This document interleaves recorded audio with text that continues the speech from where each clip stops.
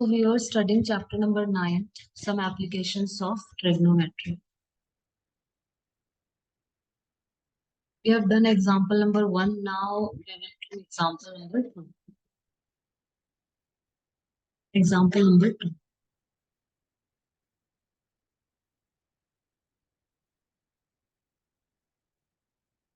In last video we completed example number 1. Now we are doing example number 2. An electrician has to repair an electric fault on a pole.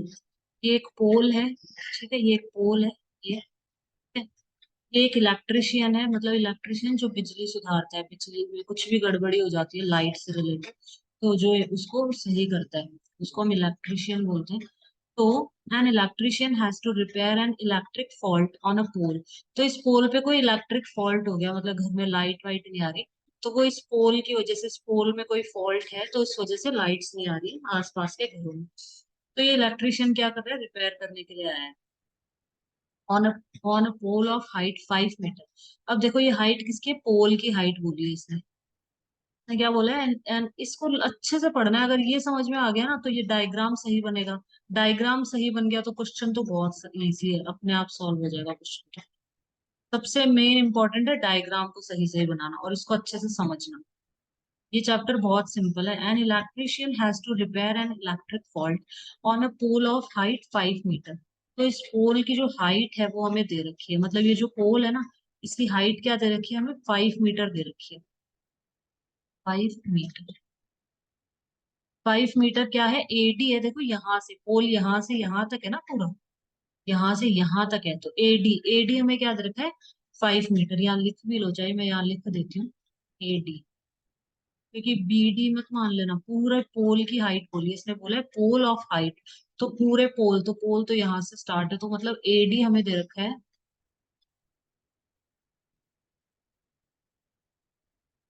यहाँ पे मैं लिख रही हूँ इधर, तो मुझे एडी इन्होंने दे रखा है, AD is equal to 5 metre. ठीक है, ठीक है, तो आगे बढ़ते हैं। तो एक एक चीज को अच्छे से समझना है। She needs to reach a point 1.3 metre below the top of the pole to undertake the repair work. अब देखो अच्छे से समझना है इसको, लैंग्वेज इसमें, इस चैप्टर में यही है। अगर आपने क्वेश्चन की लैंग्वेज को समझ लिया ना और ये डायग्राम सही सही बना लिया तो पूरा क्वेश्चन सॉल्व हो जाएगा। She needs to reach a point 1.3 metre below the top of the pole. ये देखो, टॉप ऑफ द पोल, सबसे पहले तो ये पोल है अपना, इसका टॉप होता है ये, और इसको हम कहते हैं फुट। तो इसने बोला है टॉप, तो इसने बोला है टॉप से कितना, 1.3 नीचे आ जाओ, मतलब यहाँ पे। तो मतलब ए बी क्या दे दिया हमें, ए बी हमें दे दिया, तो यहाँ मैं लिख देती हूँ। इन्होंने हमें ए बी दे दिया है, ए बी बोला है इसने 1.3 मीटर। इसने क्या बोला है, ठीक से पढ़ो, देखो वापस। She needs to reach a point 1.3 metre below, below का मतलब होता है नीचे, अबव का मतलब ऊपर, तो below the top of the pole, तो पोल का टॉप है ये, तो पोल के टॉप से 1.3 मीटर बिलो, मतलब यहाँ पे 1.3 मीटर बिलो, पोल के टॉप से 1.3 मीटर बिलो, मतलब ए बी जो है, ए बी हमें क्या दे दिया, 1.3 मीटर। ठीक है, ये चीजें सही सही से लिखनी है। 5 मीटर तो है पूरे पोल की लंबाई, पूरे पोल की जो हाइट है वो है 5 मीटर। और जो ये इलेक्ट्रिशियन है, इलेक्ट्रिशियन यहाँ थोड़ी चढ़ेगा, पोल के टॉप पे थोड़ी चढ़ेगा, वो बस यहाँ तक चढ़ेगा, यहाँ तक, और यहाँ से वो कुछ वायर वायर जो भी उसको सही करना है, रिपेयरिंग करनी है, वो कर देगा। ठीक है, तो अब आगे क्या बोला इसने, what should be the length of the ladder that she should use, which, when inclined at an angle of 60 degree to the horizontal, would enable her to reach the required position। तो ये जो required position ये दे दी, और ladder मतलब सीढ़ी, ये यहाँ पे सीढ़ी दे दी। तो इसने क्या बोला है, what should be the length of the ladder, सीढ़ी की क्या लेंथ होगी, मतलब कितनी लेंथ की इसको सीढ़ी चाहिए होगी। मतलब हमसे क्या पूछा है इन्होंने, बीसी पूछा है। बीसी हमसे पूछे कि बीसी फाइंड आउट करके बताओ कितनी लेंथ की सीढ़ी चाहिए होगी, that she should use which, when inclined at an angle of, मतलब ये जो लैडर है वो 60 डिग्री एंगल पे इंक्लाइंड है। इंक्लाइंड का मतलब होता है जैसे इस तरह से ये झुकी हुई है ना ऐसे, तो 60 डिग्री एंगल पे इसको सीढ़ी को झुका रखा है। ठीक है, यहाँ से 60 डिग्री एंगल पे हमने इसको ऐसे लिटा रखा है। तो when inclined at an angle of 60 degree to the horizontal, horizontal ये है, और सीडी को ऐसे इंक्लाइन कर रखा है कितने पे, 60 डिग्री पे, would enable her to reach the required position. तो इसने बोला है कि कितनी लेंथ की सीढ़ी चाहिए होगी, मतलब हमसे बीसी हमें फाइंड आउट करने को बोला है। Also how far from the foot of the pole should she place the foot of the ladder. और ये भी पूछा है, इसने बोला है कि ये लैडर है, ये सीढ़ी है, इस सीढ़ी का जो फुट है, ये फुट यहाँ से पोल के फुट से कितनी दूरी पे ये रखे, कितनी दूरी पे इसे रखना चाहिए। मतलब सीडी भी हमसे पूछा है, हमसे सीडी भी पूछा है, यहाँ पे लिख लो।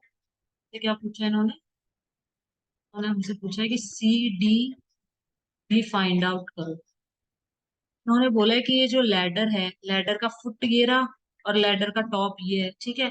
तो लैडर का जो फुट है ये कितनी दूरी पे, पोल के फुट से कितनी दूरी पे लैडर का फुट रखा जाए, ये भी पूछा। देखो, how far from the foot of the pole, मतलब पोल के फुट से कितनी दूरी पे सीडी का फुट रखा जाए, मतलब ये लैडर है इसका जो फुट है वो रखा जाए, मतलब सीडी हमसे पूछा गया, ये पूछा गया।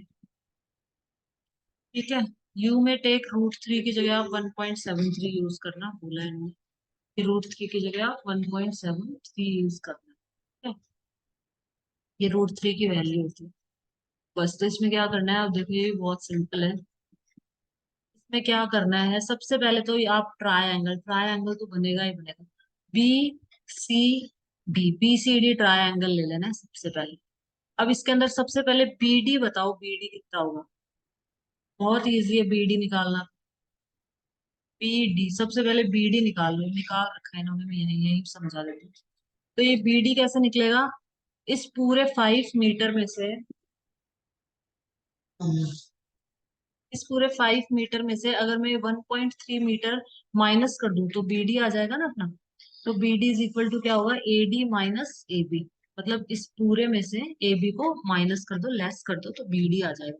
तो 5 माइनस 1.3 करेंगे तो 3.7, तो बीडी कितना आ गया अपना, 3.7। सबसे पहले बीडी निकाल लिया, क्योंकि ये ट्राई एंगल ना, तो हमें बीडी चाहिए होगा यहाँ पे। तो सबसे पहले हमने बीडी फाइंड आउट कर लिया, ठीक है। अब अब देखो, अब क्या करना है, अब आपको ये भी चाहिए और ये भी चाहिए, दोनों चीजें चाहिए। तो पहले एक चीज निकाल लो, पहले सीडी निकाल लो या बीसी कुछ भी निकाल लो। तो ये अपना क्या है, ये अपना हाइपोटेन्यूज है। ठीक है, ये अपना क्या हो जाएगा, बेस, क्योंकि ये जो एंगल होता है ये हाइपोटेन्यूज और बेस के बीच में बनता है। ये क्या है, ये है परपेंडिकुलर। ठीक है, अब सबसे पहले टेन थीटा लगा लो, पी और बी, तो इसमें बी निकल जाएगा। ठीक है, तो टेन थीटा लगा लेते हैं, तो टेन 60 इज इक्वल टू, मैं दिखा देती हूँ। इन्होंने कॉट से निकाल लिया, टेन से भी निकाल सकते हो आप। चलो मैं निकाल, चलो जैसे इसने करा है ये समझा देती हूँ एक बार। पर आप टेन से भी निकाल सकते हो, जैसे इसने लिखा है कॉट 60, तो कॉट 60 क्या होता है, बी अपॉन पी होता है ना।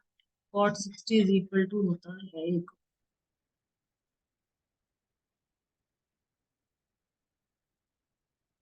कॉट 60 इज इक्वल टू होता है बी अपॉन में पी। 2 मिनट के लिए, ताकि ऊपर का दिख जाए। ठीक है, कॉट 60 होता है, आप टेन 60 भी ले सकते हैं, टेन 60 से भी मैं करके दिखा दूंगी। तो कॉट 60 इज इक्वल टू होता है बी अपॉन में पी। अब बेस क्या है, सी डी या डी सी, तो बी की जगह इन्होंने लिख दिया डी सी। पी क्या है, बी डी, ये देखो ये पी है ना, बी डी, तो यहाँ पे पी की जगह बी डी लिख दिया। अब कॉट 60 की वैल्यू टेबल से देख लो, 1/√3 होती है, तो 1/√3 लिख दिया यहाँ पे। ठीक है, अब डीसी, डीसी तो हमें पता नहीं है, ठीक है, बीडी हमें पता है, डीसी एज इट इज लिख देंगे और बीडी की जगह लिखेंगे 3.7। तो ये 3.7 जाएगा ऊपर यहाँ पे, तो 3.7 अपॉन में √3 इज इक्वल टू, सॉल्व कर लो तो ये आ जाएगा। ठीक है, कॉट 60 की जगह आप टेन 60 भी ले सकते हैं, सेम ही आंसर आएगा। Tan 60 is equal to P upon में बी होता है ना, तो टेन सिक्सटी की वैल्यू कितनी होती है? टेन सिक्सटी की वैल्यू होती है 1/√3, 1 और √3, तो टेन सिक्सटी की वैल्यू होती है √3। अब P मुझे दे रखे है कितना? P मतलब ये BD, ये मुझे दे रखा है कितना? दे रखा है 3.7 दे रखा है, और बेस मुझे नहीं पता है। तो B ऊपर चला जाएगा और ये इसके नीचे आ जाएगा, तो B is equal to 3.7 upon में √3। ये देखो सेम सेम आ गया ना, ये देखो 3.7 अपॉन बी, DC है ना, B मतलब बेस मतलब DC। ठीक है, तो 3.7 अपॉन में √3, तो आप टेन सिक्सटी भी ले सकते हो। ठीक है, तो मैं तो यही कहूंगी, क्या लेना है आपको? जैसे साइन, कॉस और टेन, इतना देख लेना बस, इन तीनों में से कोई एक ले लेना। उन्होंने कॉट 60 लिया, अब टेन सिक्सटी से भी सॉल्व हो जाएगा। अब यहाँ पे एच, पी और एच तो साइन का फॉर्मूला होता है ना, P अपॉन एच। तो यहाँ पे इन्होंने ले लिया साइन 60, तो साइन होता है P अपॉन में एच। तो P क्या है मेरा? P है BD, तो BD लिख दिया। और H क्या है? BC, तो BC लिख दिया। अब P मुझे पता है 3.7 है, BC मुझे नहीं पता, तो एज इट इज लिख दिया। साइन 60 की वैल्यू टेबल में से देख लो, साइन 60 की वैल्यू होती है √3/2। ठीक है, तो ये BC जाएगा ऊपर, ये 2 जाएगा इसके पास, 3.7 इंटू 2, और ये अपॉन में √3, तो ये BC आ गया। हो गया क्वेश्चन सॉल्व बस, ये एग्जाम्पल हो गया कंप्लीट। ठीक है, इसको मैंने थोड़ा शॉर्ट वो कर दिया था, जूम इन कर दिया था।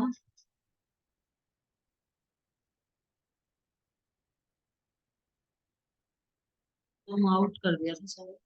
ठीक है, तो ये हो गया, अपना आंसर आ गया है यहाँ पे। सिंपल सा है, कुछ भी नहीं है, देख लो। साइन, कॉस, टेन, बस अगर ये बना लिया ना आपने सही सही ट्रायंगल, तो आप बहुत इजीली क्वेश्चन सॉल्व हो जाएगा, बहुत ही इजीली। ठीक है, अब हम करेंगे example number third. An observer 1.5 metre tall is 28.5 metre away from a chimney. एक चिमनी है, ठीक है, ये चिमनी है, ये इसका फुट है, चिमनी का फुट ये है। और ये मत समझ लेना कि चिमनी का फुट ये होगा, क्योंकि ये तो इसके ऊपर खड़ी है। ठीक है ना, चिमनी का फुट हमारा यही माना जाएगा, ये चिमनी का फुट है। अच्छा, लड़की यहाँ पे खड़ी है, ठीक है, ये चिमनी का फुट हो गया और ये इसका टॉप हो गया। एन ऑब्जर्वर, एक ये लड़की है, ठीक है ना, 1.5 मीटर टॉल, इस लड़की की हाइट दे रखी है हमें, मतलब ये जो CD है ये हमें दे रखा है, ये मैं लिख देती हूँ, यहाँ पे लिख लेते हैं एक बार। CD हमें कितना दे रखा है? 1.5 मीटर। तो इसने बोला है एक ऑब्जर्वर है 1.5 मीटर टॉल, तो इसकी जो हाइट है वो क्या है? 1.5 metre. Is 28.5 metre away from a chimney, इस चिमनी से ये कितनी दूरी पे खड़ी है? 28.5 मीटर, मतलब ये हमें दे रखा है, मतलब ये मान लो, चाहे BC लिख लो, चाहे या फिर DE, दोनों दोनों की जो लेंथ है वो कितनी? 28.5 मीटर। चिमनी से 28.5 मीटर अवे, मतलब दूर खड़ी है ये लड़की। ठीक है, अब the angle of elevation of the top of the chimney from her eyes is 45 degree. अब इसकी आईज से, तो इसकी आईज से सबसे पहले तो एक हॉरिजॉन्टल लाइन ऐसे ड्रॉ कर लो। ठीक है, एंगल ऑफ एलिवेशन मतलब ये ऊपर की तरफ देख रही है, तो ये 45 डिग्री का एंगल बन रहा है यहाँ पे। तो what is the height of the chimney, तो हमसे क्या पूछा? हमसे चिमनी की इन्होंने हाइट पूछी है कि चिमनी की हाइट कितनी होगी। तो हम्म, इसमें भी हम क्या करेंगे? देखो एक मिनट, ए बी निकालना है ना, क्योंकि पूरी चिमनी की हाइट AB है। चलो इसको बताते हैं, बहुत सिंपल सा ये भी। देखो, पूरी चिमनी की हाइट क्या हो जाएगी? AB। ठीक है ना, पूरी चिमनी ऊपर से लेके नीचे तक लेनी है अपन को। कुछ बच्चे इसमें भी AE वो सोचते हैं कि यहाँ तक ही है शायद ये चिमनी, तो नीचे तो ये स्टैंड होगा इसका। नहीं, आपको पूरा चिमनी पूरी AB निकालनी है, चिमनी की हाइट बोलिए ना, तो आपको पूरी AB फाइंड आउट करना है, मतलब। ठीक है, तो यहाँ लिख देती हूँ मैं एक बार। AB हमें क्या करना है? फाइंड आउट करना है, चिमनी की हाइट। अब यहाँ पे सबसे पहले ट्रायंगल देखो, AD और E, ये ट्रायंगल बन रहा है ना, इसके अंदर जो DE है ये है 28.5 मीटर। ठीक है। और हमसे क्या पूछा, हमसे एच तो कोई रोल ही नहीं है इसका, तो इससे इसका तो कुछ रोल नहीं है, कुछ नहीं पूछा इसके बारे में। हमसे ये पूछा है, तो सबसे पहले हम ए ई फाइंड आउट करेंगे। ए ई, क्योंकि ये तो हमें ऑलरेडी पता है, ये वाली जो हाइट है ये हमें दे रखी है कुछ। बस हमें क्या करना है, ए ई फाइंड आउट करना है। तो सबसे पहले ये तो एच है। ठीक है, ये बेस है, क्योंकि एंगल एच और बी के बीच में बनता है, और ये क्या है, परपेंडिकुलर। तो ऐसा देखो जिसमें पी और बी दोनों आ जाए, पी और बी दोनों आए जिसके अंदर, तो बस टेन ले लो डायरेक्टली। डायरेक्ट कर लेंगे इसके अंदर हम टेन। 1045 ले लो इसमें। इसमें डायरेक्टली 1045 ले लेंगे हम। मैंने क्या करा है ये देख लेते हैं एक बार, इन्होंने भी ऐसे करा है। 1045, ठीक है। तो 1045, टेन क्या होता है, पी अपॉन में बी होता है। तो यहाँ पे पी,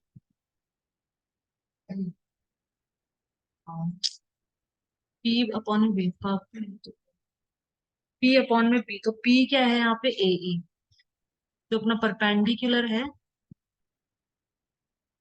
देखो एक चीज इसमें ध्यान रखना है यहाँ पे, थोड़ा सा छोटा कर देते हैं।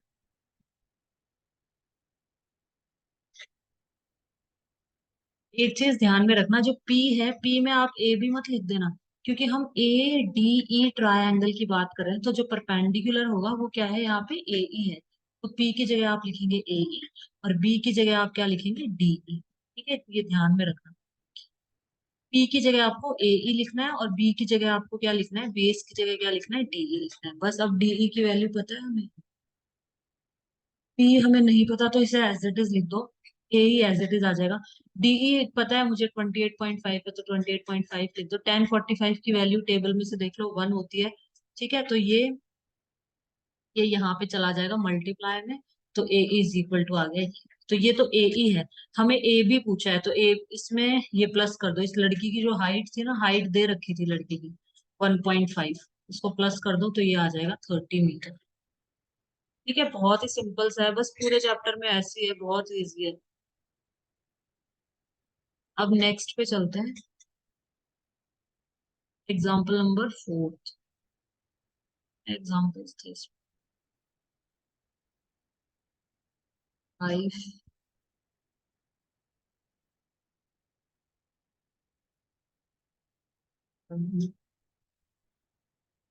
7 examples.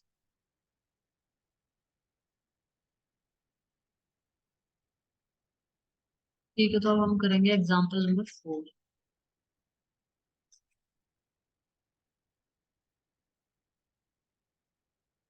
Example number 4। From a point P on the ground, the angle of elevation of the top of a 10 meter tall building is 30 degree. मैं थोड़ा सा छोटा कर देती हूँ ताकि डायग्राम भी दिख जाए, है ना। डायग्राम नीचे वाले पेज पे ना, यहाँ पे। अब देखो, अब इन्होंने क्या बोला है, from a point P on the ground. ये ग्राउंड है, यहाँ पे एक पॉइंट है P. From a point P on the ground, the angle of elevation of the top of a 10 metre tall building. अब ये देखो, अच्छे से देखना। ये बिल्डिंग अपनी ये है, ठीक है। तो ए बी मुझे दे रखा है, ए बी कितना दे रखा है इन्होंने, 10 मीटर। क्वेश्चन को अच्छे से पढ़ना है, अच्छे से समझना है। इस चैप्टर में बस यही है, अगर आपने क्वेश्चन को अच्छे से समझ लिया तो बहुत इजी है। अगर क्वेश्चन ही समझ नहीं आया ना, तो फिर सॉल्यूशन कर ही नहीं पाओगे। From a point P on the ground, 1 minute रुको।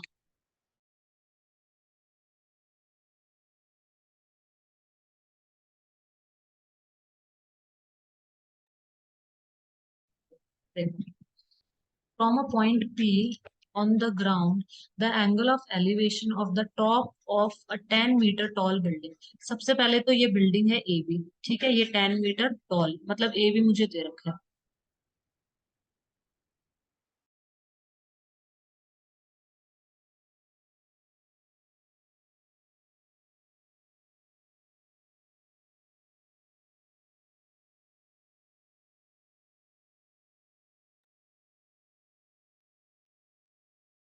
एक मिनट रुकना।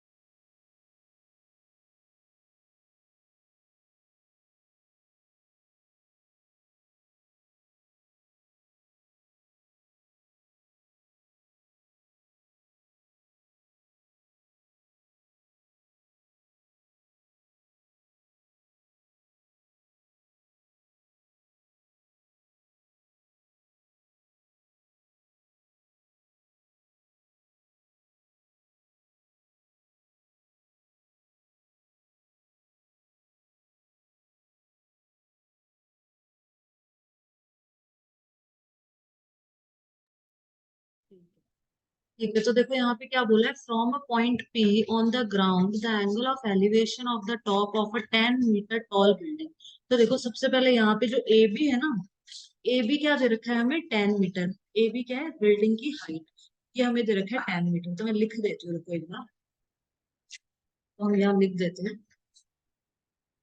ए बी मुझे दे रखा है 10 metre from a point P on the ground. इसको चाहे आप बार बार पढ़ो, बहुत सिंपल है देखो, लेकिन पढ़ना बार बार पढ़ो, अच्छे से समझ आ जाएगा। From a point P on the ground, ये ग्राउंड है, इस पे एक पॉइंट है पी, ठीक है। इस पॉइंट पी से एंगल ऑफ एलिवेशन बन रहा है कहाँ पे, टॉप ऑफ टॉल बिल्डिंग के टॉप पे, मतलब यहाँ से यहाँ बी, बी टॉप हो गया ना बिल्डिंग का। तो ये एक एंगल ऑफ एलिवेशन है, और ये कितना है, 30 डिग्री, छोटे वाला 30 डिग्री है। तो ये है 30 डिग्री। तो इसमें एक ट्रायंगल तो अपना बन गया, ए पी, और ये बन गया एक ट्रायंगल, और इसका जो एंगल है ये है 30 डिग्री, एंगल ऑफ एलिवेशन, ठीक है। एक ट्रायंगल ये बन गया। अब आगे देखो, a flag is posted at the top of the building. अब इस बिल्डिंग के ऊपर एक फ्लैग लगा दिया यहाँ पे, ये हमने फ्लैग मतलब झंडा फहरा दिया यहाँ पे।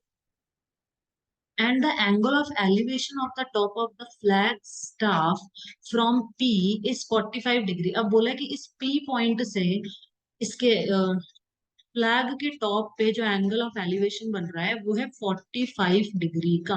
वो कितना है, 45 डिग्री का। यहाँ पे एक ट्रायंगल और बन गया, ए पी डी, और इसमें जो ये एंगल है ये कितना है, 45 डिग्री।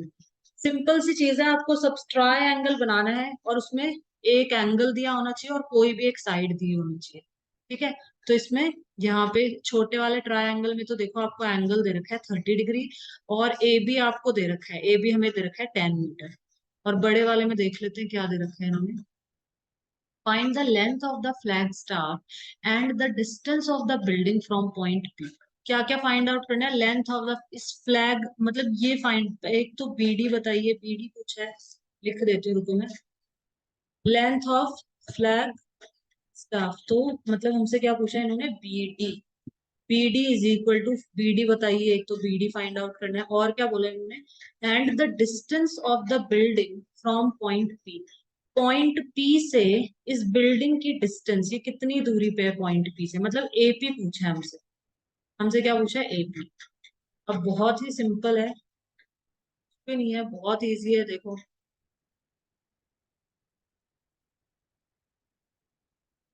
बड़ा कर देते हैं, और ये ऊपर वाली चीजें हम वापस यहाँ लिख लेते हैं, नीचे यहाँ लिख देती हूँ मैं, ठीक है ना, यहाँ पे लिख देती हूँ। जैसे मैं समझा रही हूँ ना वैसे करना, बहुत सिंपल, सबसे सिंपल तरीका बता रही हूँ, सबसे simple. A B, A B हमें दे रखा है 10 metre. P D, P D मुझे फाइंड आउट करना है। ए पी, ए पी भी मुझे फाइंड आउट करना है, ठीक है। अब बहुत इजी है, जैसे मैं एक्सप्लेन कर रही हूँ ना वैसे ही करना है, एग्जाम में वैसे ही सारे क्वेश्चंस करना। एग्जाम्पल भी ये थोड़ा सा टफ टफ करके दिखा रखा है, मैं बहुत सिंपल सा तरीका बता रही हूँ लेकिन। अब देखो क्या करना है आपको, जैसे ऐसे लिख लेना सबसे पहले, in triangle P A B, मैं क्वेश्चंस करके दिखाऊंगी ना तब देख लेना और अच्छा। In triangle P A B, तो पी ए बी इस ट्रायंगल की बात है, ठीक है। अब इसमें देख लो, सबसे पहले तो मार्किंग कर लो, ये हाइपोटेन्यूज है, ये हमारा बेस है, और ये क्या है, परपेंडिकुलर। सबसे पहले मार्किंग कर लो, ठीक है। अब P मुझे पता है, और B मुझे फाइंड आउट करना है, मतलब AP मुझे क्या करना है, फाइंड आउट। PB की तो कुछ भी बात नहीं है ना, देखो PB तो हमें नहीं फाइंड आउट करना है, मतलब H का कोई रोल नहीं है।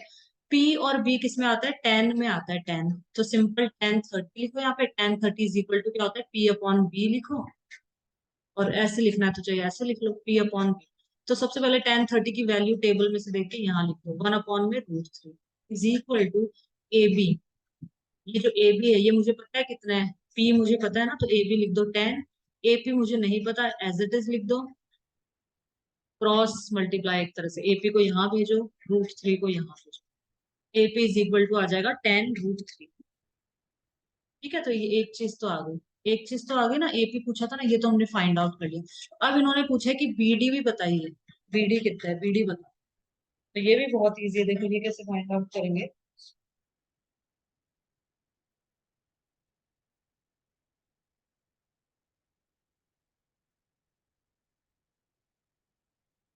ये कैसे फाइंड आउट करेंगे, अब बड़े वाला ट्रायंगल लेंगे। कौन सा? बड़ा ट्रायंगल। अब हम बड़े वाला ट्रायंगल लेंगे ए पी डी।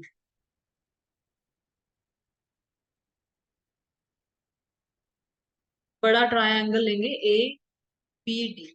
ठीक है, इसके अंदर हमें एपी पता है और हमें एडी फाइंड आउट करना है। सिंपल सा लिखना है, देखो मैं यहाँ लिख देती हूँ। इसमें यहाँ नीचे भी बहुत एक्स वैक्स करके ना बच्चों को बहुत कंफ्यूज। सिंपल सा कुछ नहीं करना है, यहाँ पे लिखो इन ट्रायंगल ए। अभी जब मैं क्वेश्चंस करवाऊंगी ना तब देखना, वहां पे एकदम सिंपल तरीके से सारे क्वेश्चंस करवाऊंगी मैं। In triangle A P D, APD triangle के अंदर वापस से 1045 लिखेंगे। 1045 क्यों लिखा? क्योंकि बी मुझे पता है और मुझे पी फाइंड आउट करना है, एच का कोई रोल है ही नहीं, इसलिए मैं 10 लूंगी। साइन कॉस नहीं लेंगे, 10 लेंगे। बस इन तीन चीजों में से एक लेना है, या तो साइन लो या कॉस लो या 10 लो, कॉट वॉट मत लो। अगर इच्छा है तो ले सकते हो, नहीं तो अगर सिंपल सा क्वेश्चन करना है ना तो साइन कॉस और 10। ठीक है, अब आगे 10 क्या होता है? पी अपॉन में बी होता है। इनकी वैल्यूज भी लिख लिया करो। पी क्या है हमारा? पी मेरा है एज। ये लिख लेना एग्जाम में। बेस कितना है? बेस है मेरा एपी। ठीक है, अब पी, पी मुझे नहीं पता, मतलब एडी मुझे नहीं पता कितना है। एपी, एपी मैंने फाइंड आउट करा है, एपी मैंने अभी ऊपर फाइंड आउट करा है, 10√3 है। एपी की जगह मैं लिख दूंगी यहाँ पे 10 रूट। और 1045 की वैल्यू क्या होती है? 1। तो ये एडी कितना आ जाएगा यहाँ से? यहाँ से सिंपल आपको एडी फाइंड आउट करना है। एडी कितना आ जाएगा? ये यहाँ जाएगा ना 1 के पास, तो ये एडी आ गया मेरा 10√3। ठीक है, ये आ गया मेरा एडी। एडी अपना आ गया 10 में √3। अब 10√3 में से ए भी माइनस कर दो, 10 माइनस कर दो, बस आंसर आ जाए। ये देखो नीचे इन्होंने क्या करा है, 10√3 में से -10। ठीक है, बस यही करा है। इसको अगर मैं ओपन करती हूँ ना, ये देखो, ये इतना टफ सब कुछ करके दिखा रखा है, फालतू में कंफ्यूज।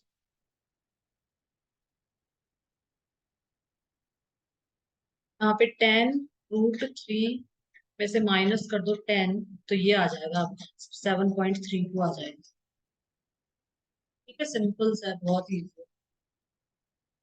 बस इसमें दो ट्रायंगल थे, अभी तक एक एक ट्रायंगल आ रहा था ना, अभी दो ट्रायंगल आए।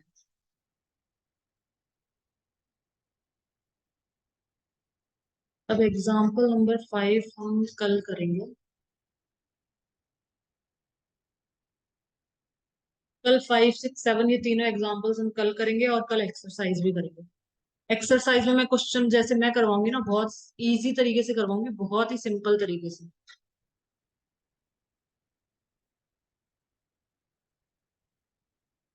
तो अभी हम एंड करते हैं क्लास। कल हम करेंगे एग्जाम्पल नंबर 5 से start. Hey guys, if you like this video, please like, share and subscribe my YouTube channel. Thanks for watching. Have a nice day.